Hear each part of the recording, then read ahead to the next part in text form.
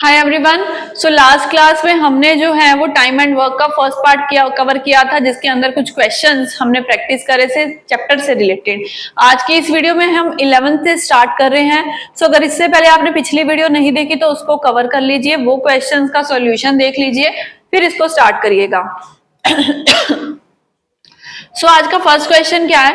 A man can complete a work in 2 days whereas 4 women can complete the same work in 4 days while the 5 children can complete the same work in 4 days। मतलब यहाँ तीनों के तीनों मिलके 4 दिन में काम कर रहे हैं, तीनों categories man, women and children की।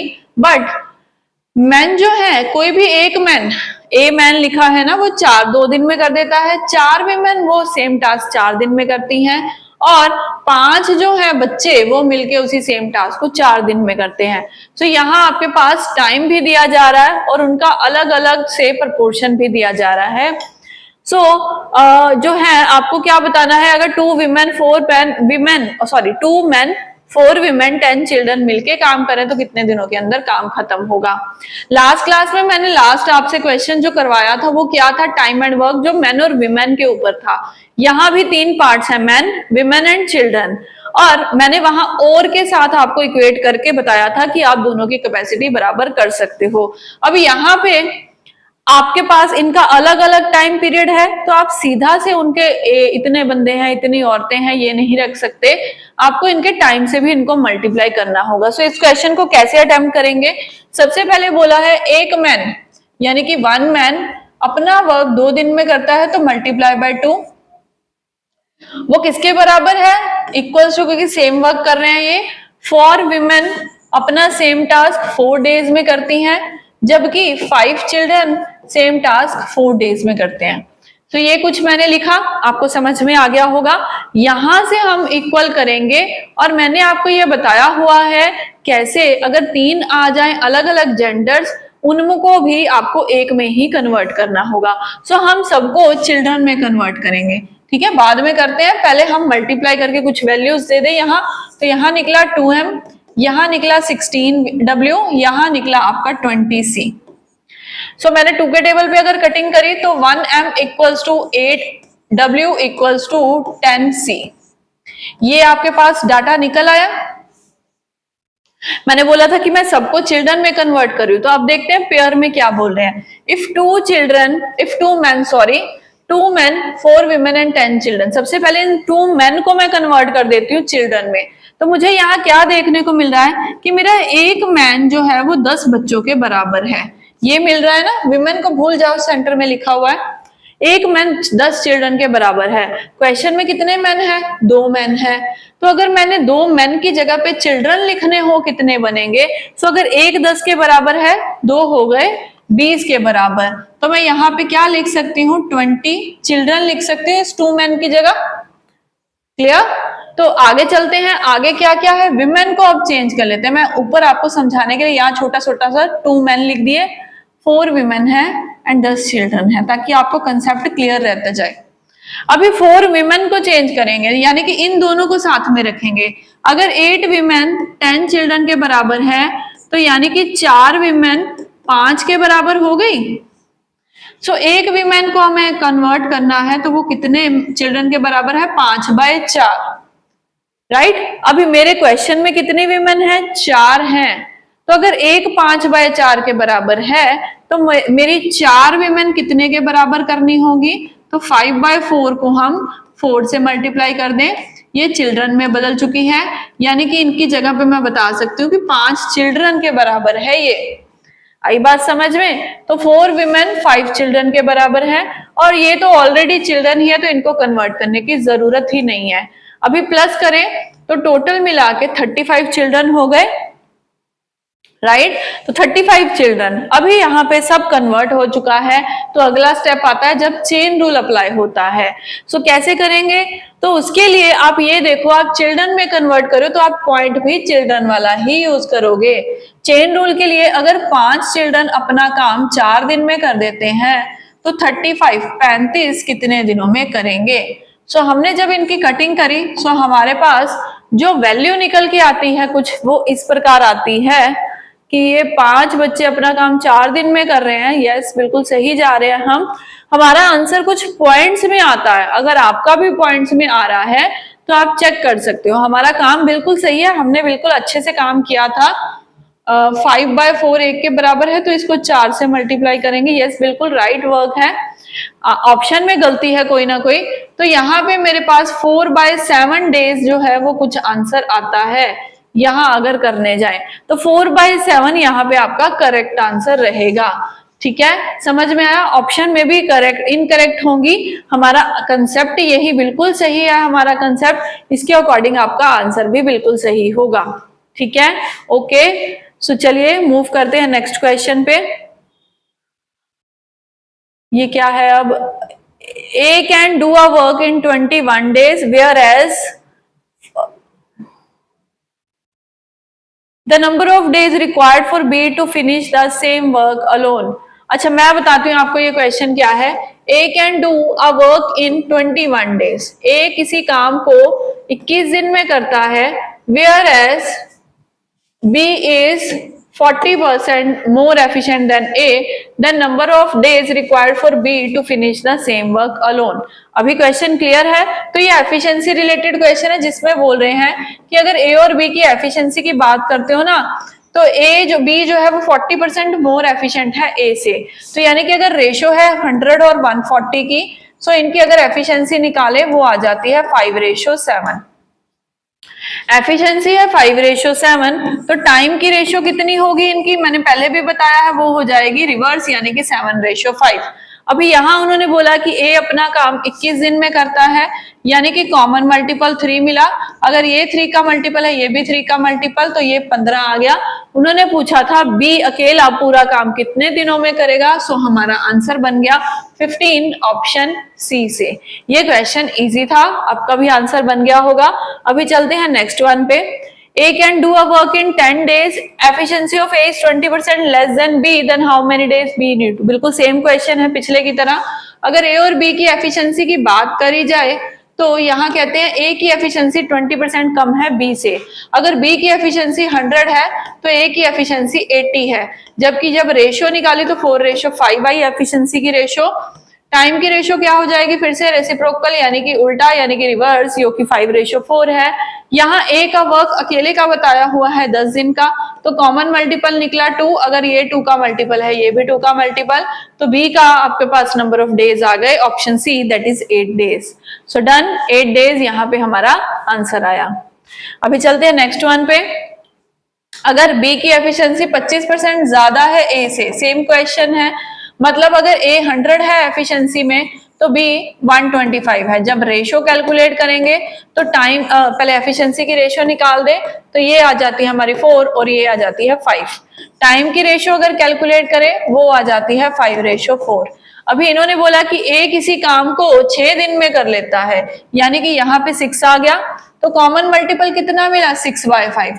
अगर ये 6/5 का मल्टीपल है, ये भी 6/5 का मल्टीपल, सो वैल्यू बने 24/5, जिसको आप सॉल्व करेंगे और आपका आंसर आपके पास होगा, जो कि होगा 4/5 डेज। तो यहाँ आपका करेक्ट आंसर ऑप्शन ए है, दैट इज 4/5 डेज। तो ये तीनों सेम टाइप के क्वेश्चन थे और आपने अच्छे से कंप्लीट कर लिए। अभी नेक्स्ट क्वेश्चन क्या है? 5 men can prepare 5 toys in 6 days working 6 hours a day. Then 16 men prepare 32 toys working 9 hours a day. Chain rule मैंने बताया था, उसमें आपको एक पॉइंट आउटपुट का भी बताया था, तो ये आउटपुट से रिलेटेड ही है। अगर 5 men अपना जो है 6 दिन के अंदर डेली बेसिस पे 6 दिन काम करते हैं और 10 टॉयज बना के देते हैं, मैन, टाइम एंड आवर्स तीनों आ गए। दूसरी तरफ then 16 men prepare 32 toys working 9 hours a day in how many days? तो डी आपको यहाँ कैलकुलेट करना है। अभी क्या करें, आमने सामने कटिंग करने की कोशिश करते हैं। कोई ऐसे नंबर्स जो साथ में कट रहे हो वो देखते हैं। तो सबसे पहले इसको काट देते हैं, ये 2 के टेबल पे दोनों तरफ कट रहा है। अभी यहाँ मुझे 16 मिल गया था, यहाँ 5 कॉमन मिल गया, और ये 3 के टेबल पे आपका जाता हुआ दिख रहा है आपको। तो बचा गया मेरे पास 2 × 2 4। तो 4 डेज जो होंगे वो लगेंगे इनको ऑप्शन बी के अंदर। टाइम एंड वर्क में चेन रूल वाला पॉइंट जो टाइम एंड वर्क का सेकेंड पार्ट होता है। Next question, 32 man complete a work in 12 days and कितने मैन 16 दिन के अंदर वही सेम टास्क करेंगे। बहुत ही इजी क्वेश्चन, चेन रूल का ही। 32 मैन, जब भी number of man A B C D नाम से ज्यादा आ जाए तो आप चेन रूल का कंसेप्ट यूज करेंगे टाइम एंड वर्क के अंदर। तो कितने मैन 16 डेज में करेंगे, जब हमने इसको कैलकुलेट करा हमारे पास आंसर बन गया 24। तो वो 24 मैन है, यानी कि ऑप्शन बी, जो सेम टास्क को खत्म करेंगे। सो मूव करते हैं नेक्स्ट वन पे। some men promised to do a work in 18 days but 6 of them went on leave, so the remaining took 20 days to complete the work। अब इस case में क्या है, मिलके तो काम कर रहे थे बट कितने कर रहे थे स्टार्टिंग में नहीं पता, फिर भी उनमें से भी 6 लीव कर गए। तो बताओ रिमेनिंग वर्क 20 डेज में अगर हो रहा है तो ओरिजिनली कितने बंदों ने काम स्टार्ट करा था। सो इस क्वेश्चन में मैन नहीं है, चेन रूल तो लगेगा, हमें पता है। एम ले लिया उसको, ये 18 डेज में करते हैं। अभी उनमें से 6 जो है मिस हैं, तो एम में से 6 बंदे नहीं आए तो मैंने माइनस कर दिया। ये अपना काम 20 डेज में करते हैं। अब आपको इनको कैलकुलेट करना है, तो 18 इंटू एम, 18m, यहाँ पे इसको मल्टीप्लाई करें, सो 20m माइनस 120 रहेगा। अभी ये दोनों एम वाले एक साइड गए तो -2m हो गया। यहाँ पे आपके पास -120 है। जब हमने इनको कैलकुलेट करा m की वैल्यू हमारे पास 60 आ गई। तो 60 थे ओरिजिनली मैन जो स्टार्टिंग में आए थे, m ही आपको फाइंड आउट करना है। तो डी ऑप्शन 60 यहाँ पे आपका करेक्ट आंसर है। चलिए चलते हैं नेक्स्ट पे। अगर x किसी वर्क का 3/4 जो है वो 12 दिन में करता है, तो बताओ x उसी काम का 1/2 हाफ कितने दिनों में करेगा। तो ये क्वेश्चन मैंने आपको बताया हुआ है कि जब भी ऐसे बोल दे टोटल वर्क का 3/4, तो आप इसको कैसे करेंगे, मतलब टोटल वर्क को आप t मान लो। अगर वो टोटल वर्क 12 दिनों में करता है, आपको पता होना चाहिए x का टोटल वर्क कितने दिनों में हो रहा है, तो t निकालने के लिए आप क्या करेंगे, इस 3/4 को यहाँ लेके जाएंगे तो ये 4/3। और जब हमने इसको सॉल्व करा हमें पता चल गया t अपना पूरा टास्क 16 दिन के अंदर खत्म करता है। बट क्वेश्चन की रिक्वायरमेंट क्या है, हाफ कितने दिनों में करता है। अगर 16 वो डेज लेता है किसी काम को करने के लिए, तो उसका हाफ यानी कि 8 डेज के अंदर वो अपना काम कर देगा, अगर हाफ करना है उसको। तो यहाँ पे आपका राइट आंसर 8 बनेगा। सो डन, सी ऑप्शन यहाँ पे आपका करेक्ट आंसर है। अभी चलते हैं नेक्स्ट क्वेश्चन पे। एक कॉन्ट्रैक्टर ने एक कैनाल बनाने का टारगेट लिया जो कि 12 किलोमीटर लंबी है, यानी कि आउटपुट आपके पास है 350 डेज के अंदर का टारगेट है, और 45 मैन उसने एम्प्लॉय कर दिए। अभी 200 दिन पार हुए तो उसने देखा कि only and only 4.5 kilometre ready हुआ है। तो बताओ अगर उसको टारगेट पे काम खत्म करना है, कितने नंबर ऑफ एक्स्ट्रा मैन उसको चाहिए। क्वेश्चन ये आराम से सुनना। अभी यहाँ पे देखो, जब टारगेट वाला क्वेश्चन आ जाए आप ये देखो कि कितने दिनों का काम खत्म हो चुका है, उसके अकॉर्डिंग हम रिमेनिंग वाला पॉइंट लगाएंगे थोड़ा सा। मतलब आपको ये पता है कि 12 में से 200 दिन के अंदर 4.5 किलोमीटर रेडी है। सो मैन कितने हैं 45, और इन्होंने काम कितने दिन किया है, 200 दिन कर दिया ना। तो हम क्या करेंगे, 200 दिन जो चले गए हैं उनमें से अब कितने दिन रह गए हैं आप वो यूज कर सकते हो, या आप ये लगा सकते हो कि ये 200 डेज काम करेंगे, राइट। तो 200 डेज इन्होंने काम करा, तो इन्होंने रेडी क्या करा है, 4.5 किलोमीटर कैनाल रेडी करी है, लगा दिया।